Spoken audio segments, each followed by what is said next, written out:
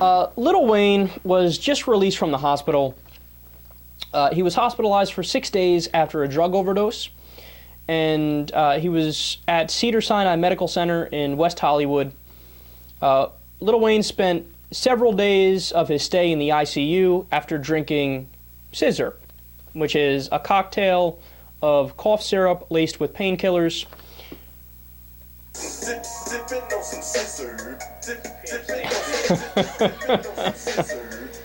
Look, I know, I'm a horrible man. I had to do it. It was just, the opportunity was right in front of me.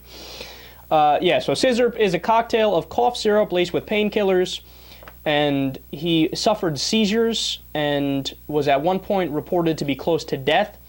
Sources said Lil Wayne was feeling weak, and he plans to lay low until he makes a full recovery. Now, I know this is a super inappropriate time to say this, but Sizzurp sounds awesome. I mean, a cocktail, it's just cough syrup laced with painkillers, or is there alcohol too, and then the cough syrup, and then the painkillers? Whatever it is, it kind of sounds cool, right? I know I'm a bad guy, but I'm in favor, and you guys have heard me go on these rants all the time, of legalizing all drugs, because as a matter of principle, I really don't think the government has a right to tell us what to put in our bodies, not to mention the fact that prohibition doesn't work, and it creates more problems than it solves. And we've done, 30-minute segments of those where we go over all the statistics, and we talk about how in Portugal and the Netherlands, where they did legalize and decriminalize, there's actually been a decrease of drug use. There's been a decrease of spread of disease, and it's just overwhelmingly positive results. And then you compare that to the U.S., you have over 50,000 people dying in an all-out war on the Mexican border. You have the fact that kids are more likely to try drugs now, even though we've spent over $1 trillion in the war on drugs, going back to when it started until today. It's just been an utter failure, right?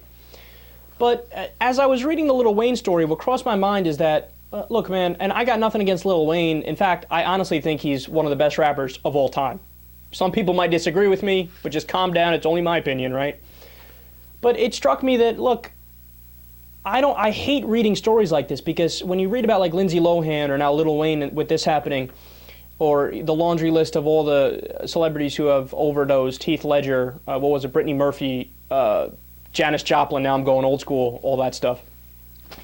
You think, okay, well, because certain people couldn't moderate, they kind of ruin it for the rest of us, because now the conservatives use that as ammunition in the debate against us. Oh, look, people can't handle these drugs, right? Yeah, but you know what? And I'm making up numbers here, but anywhere from maybe 5% to 10% of the population, maybe, or if you're really stretching it and going the really high number, maybe 20% of the population can't control themselves. But the overwhelming majority of us are perfectly capable of using drugs recreationally and being all right and still taking care of our bills and going to work and doing all that stuff. So, I mean, it's upsetting to think, okay, and I'm happy Lil Wayne is okay, don't get me wrong, but it's like, dude, don't ruin it for the rest of us. We're really in the trenches here trying to fight to make marijuana illegal, and I want to take it further and make everything legal. Did I say illegal? I meant legal.